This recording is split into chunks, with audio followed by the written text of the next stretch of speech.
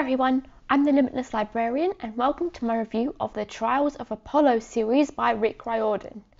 This is the third series of books set in Rick Riordan's Percy Jackson world, which is based on Greek mythology and more specifically demigods, children of the Greek gods in the modern day. If you haven't read the first two series, Percy Jackson and the Olympians and the Heroes of Olympus, you need to read those before you read this series. However, a lot of Percy Jackson fans, myself included, kind of slept on this series after reading the first two series. A lot of people in the fandom that I know haven't read or at least completed this series, and in fact I was one of those people until very recently. I'd only read the first two books until last month. So now that I have finally caught up with the series, I figured I'd better review it for the sake of those who, like myself, weren't sure whether it was worth continuing with.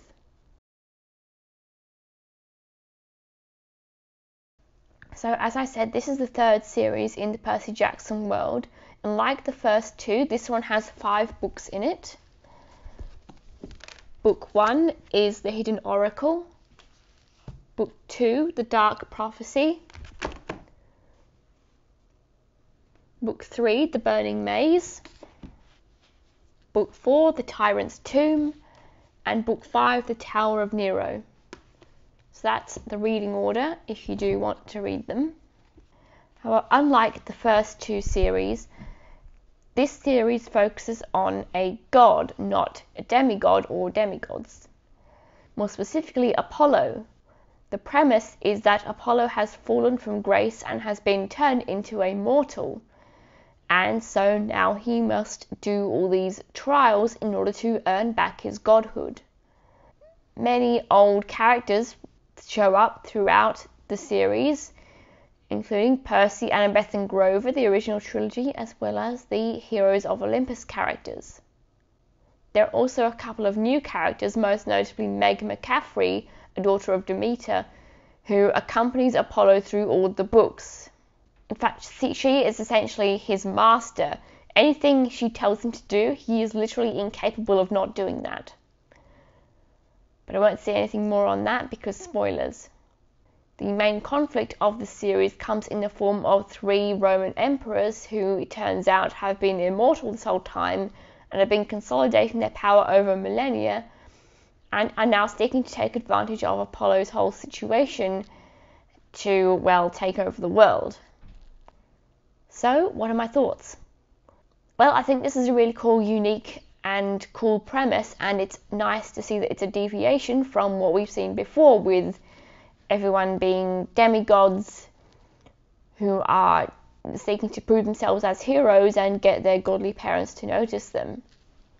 And this idea of a fallen god, especially Apollo, is indeed rooted in Greek mythology. In fact, in Greek mythology, Apollo took part in a coup that Hera staged against Zeus, and his punishment for being a part of that was to be made mortal and serve a king.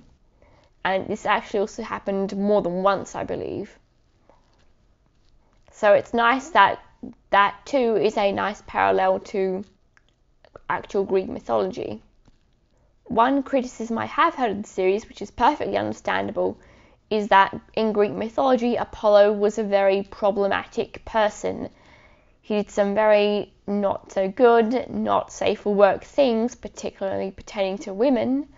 For example, the whole episode with Daphne, who was a nymph that he relentlessly pursued even when she refused his advances, to the point that she begged her father to turn her into a tree in order to escape Apollo, since there was no other way that she could continuously outrun him. And yeah, that's not the only problematic thing Apollo's done. So making someone with that kind of history a protagonist that we're expected to sympathize with, yeah, I can understand why people take issue with that. And yeah, I think in the first book or two, this is kind of swept under the rug. However, as the series progresses, Apollo actually does acknowledge all his problematic history including some episodes that I didn't know about going into the series, and seeks to rectify those mistakes or, feel remorse for them and understand what it really means to be a god and what a god should be. It's almost like Rick Riordan heard this criticism from fans and decided he'd better address it later on. In fact, some of the conflicts that occur in the series stem from Apollo's problematic episodes and people wanting to get revenge on him for them. So I think this series did a good job of using Apollo's questionable and colourful history to tell a meaningful story and have him learn lessons and become a better person. Obviously, this is a kids series. Well, kids YA, middle grade YA, that kind of age. So they couldn't really directly address a lot of those kind of episodes or, realistically have Apollo be regarded as he would in real life for those episodes.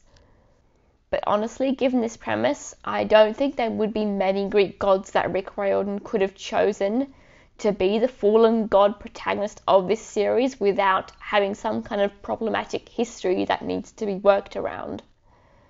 And all of the less problematic ones that have a relatively clean history, like Hestia is bestia, to quote the mythology guy, wouldn't have done anything that would warrant them falling from grace and having to earn their godhood back. So for this premise to work, the protagonist kind of has to be someone who's done something really bad in order to warrant them losing their godhood. Another way this is addressed is through Apollo having sort of selective amnesia throughout the books. He doesn't have his memory completely wiped, but he does actually have to struggle to remember who some of the people and monsters and beings he encounters are and what his history of them was and why they might have reason to hate his guts the way they do. So I guess that is another way of sanitizing him as a protagonist, because imagine if you did something really bad in your past but now you can't actually remember it because your mind has been wiped. If you're now no longer the sort of person who would do that bad thing, then, well, I'll leave the rest unsaid. That's an interesting debate to have. Perhaps not in the context of some of the things that Apollo actually did in Greek mythology. I think many of us would struggle to forgive him for that.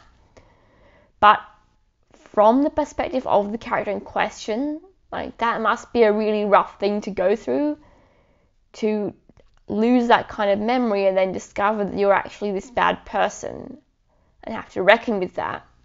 In fact, today I just finished the game Persona 4 Golden, and there's a character in there who essentially has this kind of situation where she had amnesia and was working to try and find her memories, and then when she eventually got them back, she hated what she found.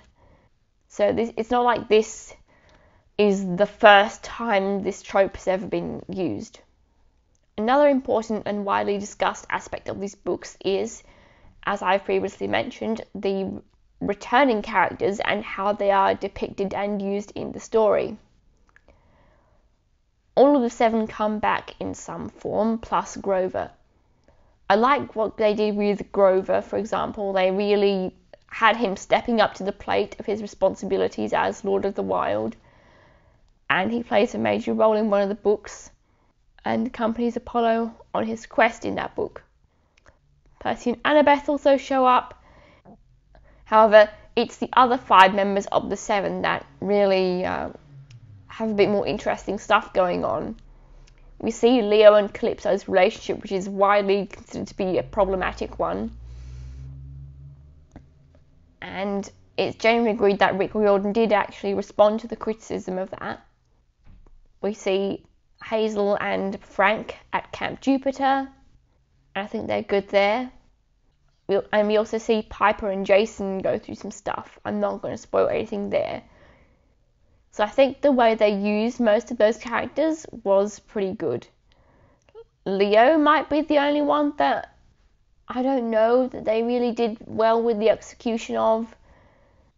But that's because his whole thing with Calypso is a bit half done in general. That's not just a Trials of Apollo exclusive problem. That's a Leo's arc kind of problem.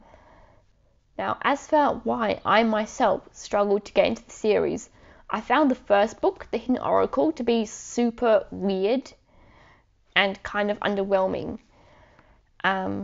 Meg, especially, the daughter of Demeter that I mentioned before, she was just a really weird character in that book.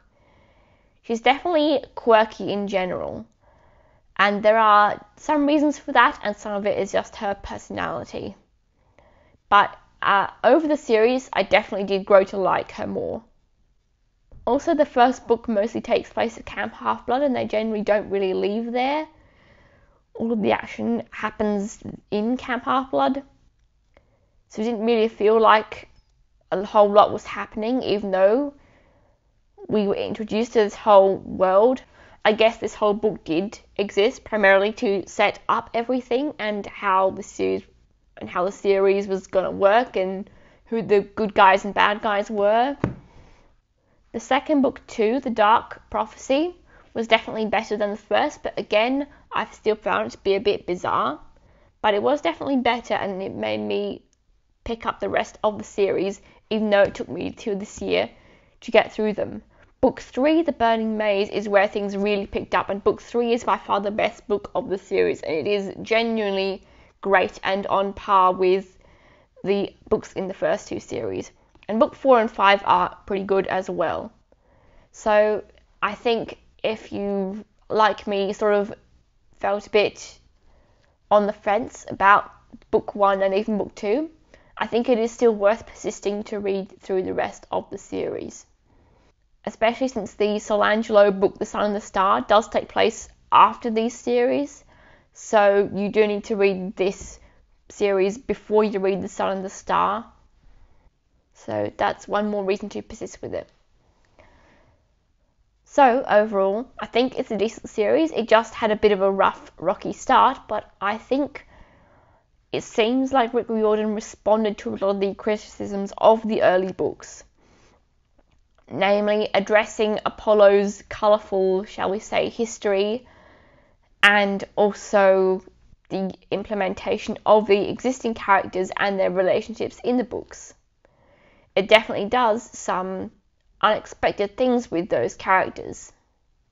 And Apollo himself also goes through a lot of growth throughout the series, not just because he acknowledges all his old mistakes, and there are some whoppers in there, but also through just coming to be friends with all of these lesser mortal beings and feeling like he's not above them, but they're his equals, and coming to understand that and being willing to fight for them. He's definitely got one of the best and most notable arcs in the Percy Jackson canon, in my opinion. In fact, I think he grows more than Percy himself does over the series, because Percy was still a good person at the start. He just had to come into his powers, his heritage, and his role as a hero and what that meant. Whereas Apollo actually had some real redemption to go through, and understanding and re-evaluating his whole pre-existing worldview that he'd held for literally thousands of years. So if, like me, you're a Percy Jackson who was initially having some mixed feelings about this series, I would strongly suggest you persist with it and get through it, because it does get a lot better, especially once you hit book 3. Book 3 is amazing, and I think one of my favourite books in the entire Percy Jackson canon.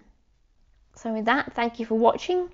If you like this video, please like the video and subscribe for more reviews. I've also done a video discussing the Camp Half-Blood t-shirts, so I'll pop a link to that in the description. And if you've already read the Trials of Apollo series, there is another video that I'd like to do discussing the character of Lavinia in that. So please subscribe so you don't miss that video. And with that, as always, Thank you for watching. Do lots of maths, read lots of books, and I'm sure you'll have a bright, bright, sunshiny day.